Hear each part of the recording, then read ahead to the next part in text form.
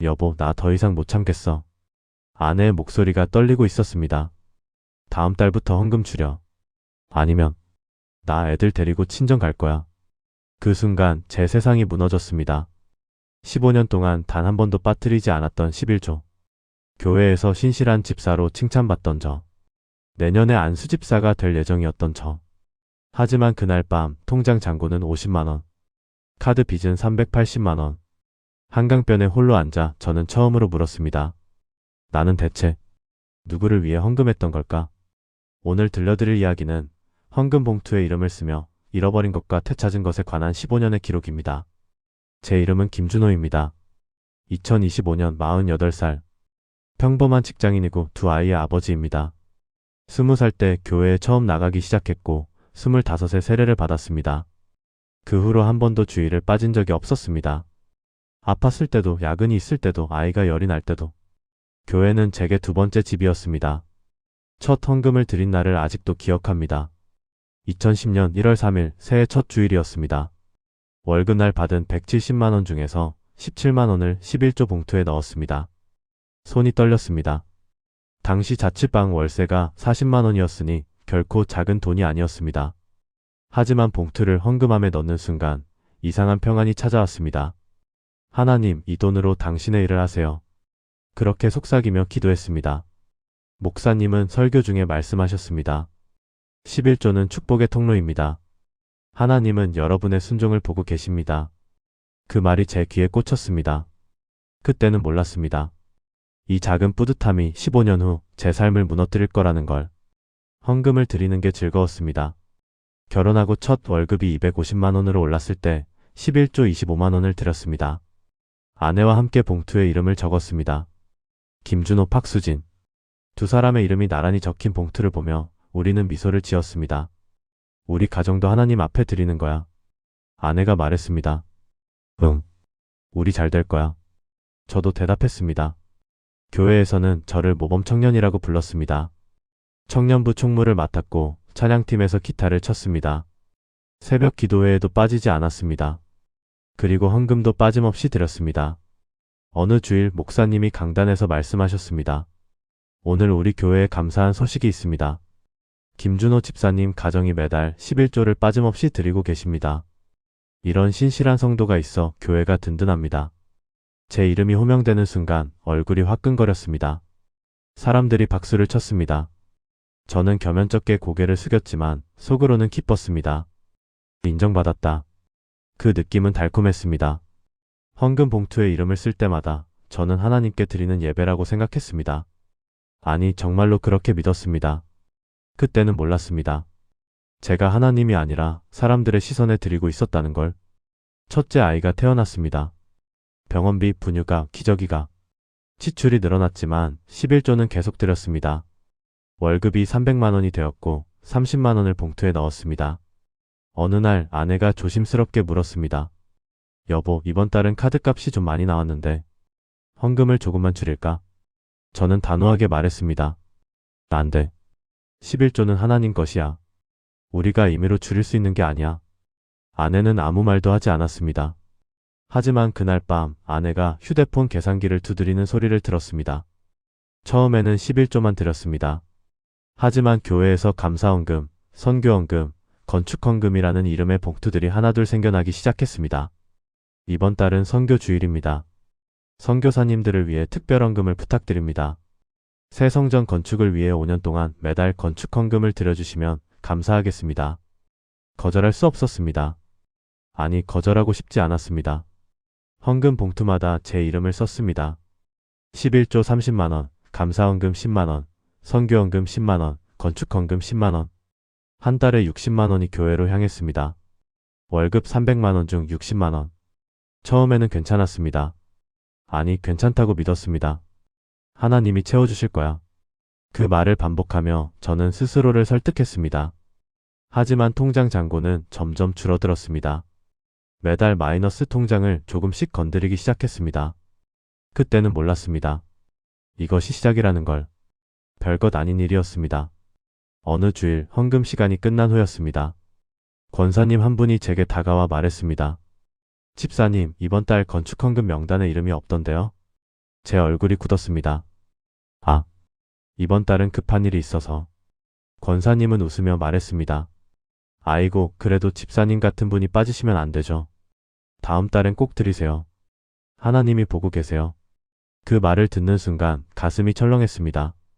감시당하고 있다. 그런 느낌이었습니다. 집으로 돌아오는 길 아내가 물었습니다. 무슨 일 있어? 표정이 안 좋아. 아니, 아무것도. 저는 고개를 저었습니다. 하지만 그날 밤 잠이 오지 않았습니다.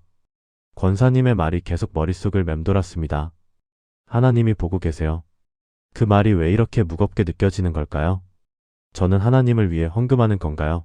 아니면 사람들의 시선을 의식하는 건가요? 그때는 몰랐습니다.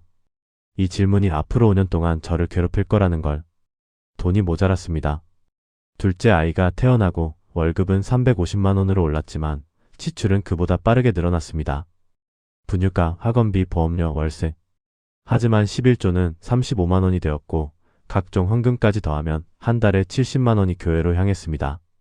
아내는 더 이상 아무 말도 하지 않았습니다. 그저 가계부를 펼쳐놓고 한숨만 쉬었습니다. 어느 날 아내가 말했습니다. 여보, 애들 학원비가 밀렸어. 이번 달만 헌금을 줄일 수 없을까? 저는 화를 냈습니다. 학원비가 더 중요해? 하나님이 더 중요해? 아내는 울먹였습니다. 나도 알아. 하지만 우리 형편이 이런데. 형편이 어려우면 하나님이 돕는 거야. 우리가 먼저 순종해야 해. 저는 단호하게 말했습니다. 하지만 그날 밤 저는 기도할 수 없었습니다. 무릎을 꿇었지만 입이 떨어지지 않았습니다. 내가 정말 하나님을 위하는 걸까? 그 질문이 머릿속을 짓눌렀습니다. 교회에서 제 이름은 점점 알려졌습니다. 김준호 집사님은 정말 신실하세요. 저분은 헌금을 한 번도 거르지 않으셨대요. 사람들의 칭찬이 쏟아졌습니다. 저는 겸손한 척했지만 속으로는 기뻤습니다. 아니, 교만했습니다. 어느 주일 장로님 한 분이 제게 다가와 말했습니다. 집사님, 내년에 안수집사 추천하겠습니다. 그동안 수고 많으셨어요. 안수집사. 그 단어가 제 귀에 꽂혔습니다. 집으로 돌아오는 길 저는 아내에게 말했습니다. 여보, 나 내년에 안수집사 된대. 아내는 무표정하게 대답했습니다. 그래. 축하해. 그 목소리에는 기쁨이 없었습니다. 저는 화가 났습니다. 왜 그렇게 시큰둥해? 이게 얼마나 영광인데. 아내가 말했습니다. 여보, 우리 통장에 돈이 얼마 남았는지 알아? 저는 대답하지 않았습니다. 50만 원이야. 다음 주 월세 내면 우리 손에 남는 돈은 10만 원이야. 그 말을 듣는 순간 가슴이 철렁했습니다. 하지만 저는 말했습니다. 하나님이 채워주실 거야. 아내는 더 이상 아무 말도 하지 않았습니다. 그날 밤 저는 또 기도하지 못했습니다. 그날은 12월 24일 성탄절 전야였습니다. 교회에서는 특별 성탄 감사 헌금을 부탁했습니다. 목사님은 설교 중에 말씀하셨습니다. 예수님이 우리에게 자신을 선물로 주셨습니다. 우리도 이 기쁜 날에 하나님께 감사의 예물을 드립시다. 저는 봉투에 20만 원을 넣었습니다. 11조 35만 원, 건축헌금 10만 원, 선교헌금 10만 원에 더해 성탄 감사헌금 20만 원. 그날 헌금 총액은 75만 원이었습니다. 헌금함에 봉투를 넣으며 저는 속으로 기도했습니다. 하나님, 이 작은 예물을 받아주세요. 예배가 끝나고 집으로 돌아왔습니다. 아내가 거실 소파에 앉아 있었습니다. 손에는 카드 명세서가 들려 있었습니다. 여보, 이것 좀 봐. 아내의 목소리가 떨리고 있었습니다. 저는 명세서를 받아들었습니다. 이번 달 카드값 380만 원. 통장 잔고 50만 원. 이게 뭐야? 우리가 이번 달 갚아야 할 돈이야. 아내가 말했습니다. 330만 원이 모자라. 제 손이 떨렸습니다. 어떻게 이렇게 된 거야? 아내가 울먹이며 말했습니다. 여보, 나 알았어. 당신이 매달 교회에 얼마 넣는지. 한 달에 70만 원씩 1년이면 840만 원이야. 우리가 이렇게 빚에 쪼들리는 이유가 뭔지 알아? 저는 아무 말도 할 수 없었습니다. 아이들 학원비도 밀렸어. 큰 애가 학원에서 쫓겨날 뻔했어. 내가 친정에서 돈 빌려서 겨우 막았어. 그런데 당신은 교회에 20만 원을 더 넣었어. 아내의 목소리가 커졌습니다. 저는 변명했습니다. 그건 성탄절이니까. 하나님께. 하나님이 당신한테 가족 굶기라고 했어? 아내가 소리쳤습니다. 그 순간 뭔가가 무너지는 소리가 들렸습니다. 저는 벌떡 일어나 말했습니다. 당신은 몰라. 교회에서 내가 얼마나 인정받는지. 내년에 안수집사 되는 거 알아? 아내가 웃었습니다. 비웃는 웃음이었습니다. 안수집사? 그게 뭐가 대수야? 당신은 안수집사 되려고 가족을 망치는 거야? 저는 아무 말도 할 수 없었습니다. 아내가 말했습니다. 여보, 나 더 이상 못 참겠어. 다음 달부터 헌금 줄여. 아니면, 나 애들 데리고 친정 갈 거야. 그 말을 듣는 순간 세상이 멈췄습니다. 그날 밤 저는 집을 나왔습니다. 차를 몰고 한강변에 갔습니다. 차를 세우고 핸들에 머리를 기댔습니다. 눈물이 쏟아졌습니다. 하나님, 제가 뭘 잘못한 건가요? 통곡하며 기도했습니다. 저는 당신을 위해 모든 걸 드렸어요. 11조도 헌금도 시간도 봉사도. 그런데 왜 이렇게 된 건가요? 하지만 대답은 없었습니다. 한강물이 검게 흐르고 있었습니다. 차가운 12월 밤바람이 창문 틈으로 스며들었습니다. 저는 다시 물었습니다. 제가 정말 당신을 위해 헌금한 건가요? 그 순간 뇌리를 스치는 장면들이 있었습니다. 강단에서 제 이름이 호명되던 순간, 사람들의 박수 소리, 권사님이 하나님이 보고 계세요라고 말하던 순간, 안수집사 추천을 받았을 때의 뿌듯함, 그리고 아내의 얼굴, 카드 명세서를 들고 떨리는 손, 울먹이는 목소리. 당신은 안수집사 되려고 가족을 망치는 거야? 저는 깨달았습니다. 나는 하나님을 위한 게 아니었어. 그 고백이 입 밖으로 나왔습니다. 나는 인정받고 싶었어. 칭찬받고 싶었어. 사람들에게 신실한 집사로 보이고 싶었어. 눈물이 멈추지 않았습니다.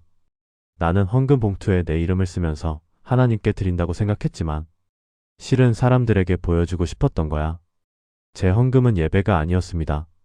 허영이었습니다. 하나님 용서하세요. 저는 차 안에서 무릎을 꿇었습니다. 저는 당신을 사랑한다고 말하면서 제 가족을 사랑하지 않았어요. 당신을 섬긴다고 하면서 제 아내를 울렸어요. 그날 밤 저는 새벽 4시까지 울었습니다.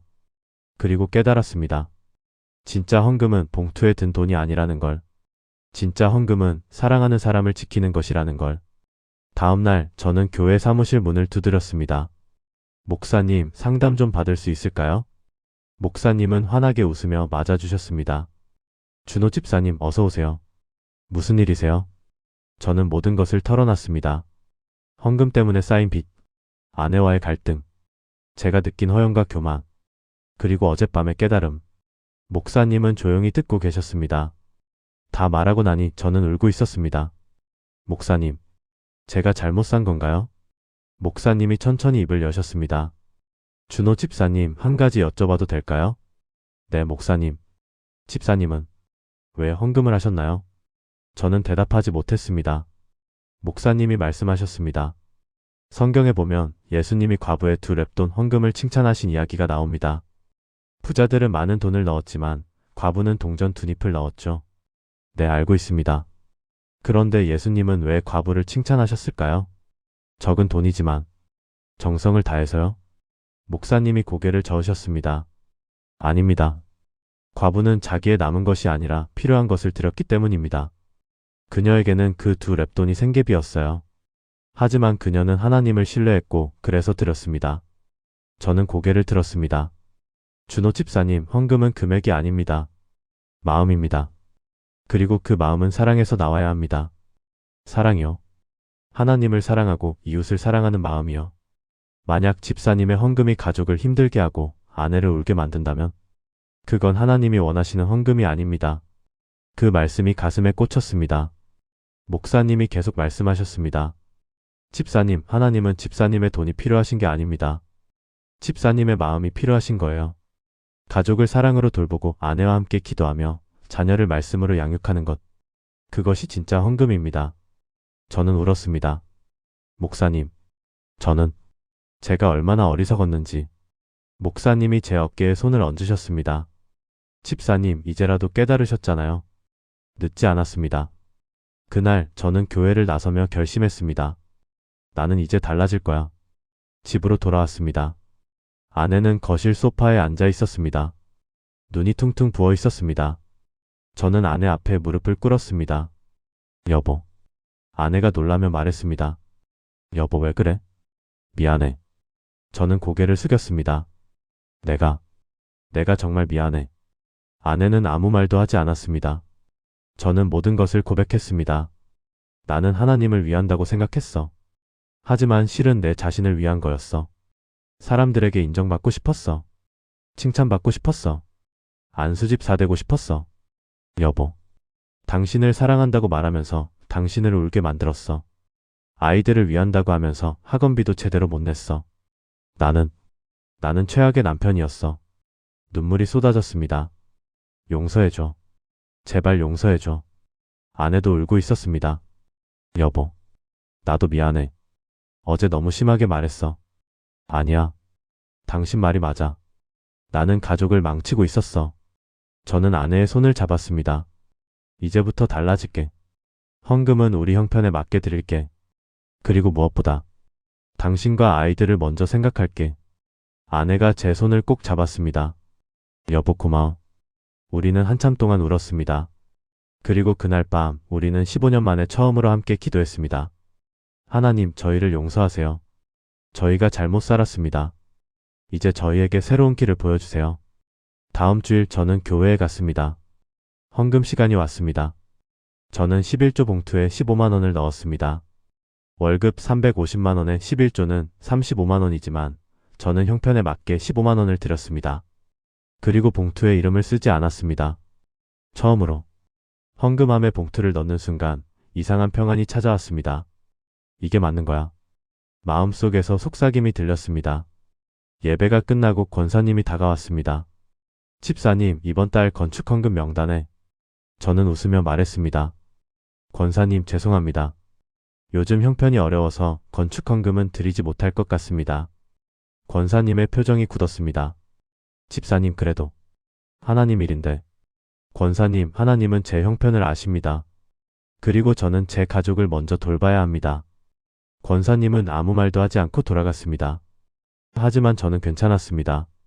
집으로 돌아오는 길 아내가 물었습니다. 오늘 헌금 얼마 드렸어? 15만 원. 15만 원? 11조는 35만 원인데. 저는 웃으며 말했습니다. 여보, 하나님은 우리 형편을 아셔. 억지로 드리는 헌금보다 기쁨으로 드리는 헌금을 원하셔. 아내도 웃었습니다. 고마워 여보. 그날부터 우리 삶이 달라지기 시작했습니다. 빚을 갚기 시작했습니다. 한 달에 50만 원씩 천천히. 아이들 학원비도 채 냈습니다. 아내와 데이트도 다시 시작했습니다. 그리고 무엇보다 저는 헌금 봉투에 이름을 쓰지 않게 되었습니다. 사람들은 제가 헌금을 얼마 드리는지 알지 못합니다. 하지만 괜찮습니다. 하나님은 아시니까요. 이제 저는 압니다. 헌금은 금액이 아니라는 것을. 헌금 봉투에 이름을 쓰는 것이 자랑이 아니라는 것을. 진짜 헌금은 사랑하는 사람을 돌보는 것이라는 것을. 15년 동안 저는 착각 속에 살았습니다. 많은 돈을 교회에 드리면 하나님이 기뻐하실 거라고 믿었습니다. 헌금 명단에 제 이름이 있으면 신실한 성도라고 생각했습니다. 하지만 틀렸습니다. 하나님이 원하시는 것은 제 돈이 아니었습니다. 제 마음이었습니다. 성경 호세아 6장 6절은 이렇게 말합니다. 나는 인애를 원하고 제사를 원하지 아니하며 번제보다 하나님을 아는 것을 원하노라. 제사, 번제, 헌금. 그것들은 수단일 뿐입니다. 목적은 사랑입니다. 하나님을 사랑하고 이웃을 사랑하는 것. 그리고 그 사랑은 가까운 사람, 바로 내 가족에게서 시작되어야 한다는 것을 저는 너무 늦게 깨달았습니다. 어느 날 큰 아이가 물었습니다. 아빠, 우리는 왜 교회에 가요? 저는 대답했습니다. 하나님을 만나러 가는 거야. 하나님은 교회에만 계세요? 아니야. 하나님은 어디에나 계셔. 그럼 우리 가족이 함께 있을 때도 계세요? 저는 웃으며 대답했습니다. 그럼 하나님은 우리가 서로 사랑할 때 가장 가까이 계셔. 그날 저는 깨달았습니다. 제가 15년 동안 교회에서 찾았던 하나님은 사실 제 집에 계셨다는 것을. 아내의 미소 속에, 아이들의 웃음소리 속에, 함께하는 식사 시간 속에 하나님은 이미 그곳에 계셨습니다. 여러분께 묻고 싶습니다. 여러분은 왜 헌금하십니까? 하나님을 위해서입니까? 아니면 사람들의 시선을 의식해서입니까? 인정받고 싶어서입니까? 저는 15년 동안 제 자신에게 거짓말을 했습니다. 나는 하나님을 위해 헌금한다. 하지만 진실은 이것이었습니다. 나는 나 자신을 위해 헌금한다. 어쩌면 여러분 중에도 저와 같은 사람이 있을지 모릅니다. 헌금 때문에 고민하는 분, 헌금 때문에 가족과 갈등하는 분, 헌금 때문에 빚을 지는 분. 그분들께 말씀드리고 싶습니다. 괜찮습니다. 하나님은 여러분의 형편을 아십니다. 억지로 드리는 헌금보다 기쁨으로 드리는 헌금을 원하십니다. 많은 돈보다 진실한 마음을 원하십니다. 고린도후서 9장 7절은 이렇게 말합니다. 각각 그 마음에 정한 대로 할 것이요 인색함으로나 억지로 하지 말지니 하나님은 즐겨내는 자를 사랑하시느니라. 즐겨내는 자. 억지로가 아니라 기쁨으로. 인색함이 아니라 사랑으로. 그것이 진짜 헌금입니다. 그리고 그 헌금은 꼭 돈이 아니어도 됩니다. 시간일 수도 있고 재능일 수도 있고 미소일 수도 있습니다. 가족을 돌보는 것도 헌금입니다. 이웃을 섬기는 것도 헌금입니다. 약한 사람을 도와주는 것도 헌금입니다. 저는 이제 헌금 봉투에 이름을 쓰지 않습니다. 하지만 매일 아침 출근하는 아내에게 커피를 내려줍니다. 그것이 제 헌금입니다. 매일 저녁 아이들과 함께 책을 읽습니다. 그것이 제 헌금입니다. 매주 토요일 동네 복지관에서 봉사합니다. 그것이 제 헌금입니다. 하나님은 이 모든 것을 보고 계십니다. 그리고 기뻐하고 계십니다. 여러분도 할 수 있습니다. 헌금의 무게에서 벗어나십시오. 사람들의 시선에서 자유로워지십시오. 그리고 진짜 헌금, 사랑의 헌금을 시작하십시오. 하나님은 여러분을 사랑하십니다. 여러분이 헌금을 많이 해서가 아닙니다. 여러분이 하나님의 자녀이기 때문입니다. 그것을 잊지 마십시오. 오늘 이야기를 들어주셔서 감사합니다. 이 이야기가 누군가에게는 위로가 되고 누군가에게는 용기가 되기를 바랍니다. 헌금 때문에 고민하고 계신 분이 있다면 이 이야기를 나눠주세요. 여러분의 생각과 경험도 댓글로 나눠주시면 감사하겠습니다. 다음 이야기에서 또 만나 뵙겠습니다. 여러분의 하루에 평안이 함께하기를 기도합니다. 감사합니다.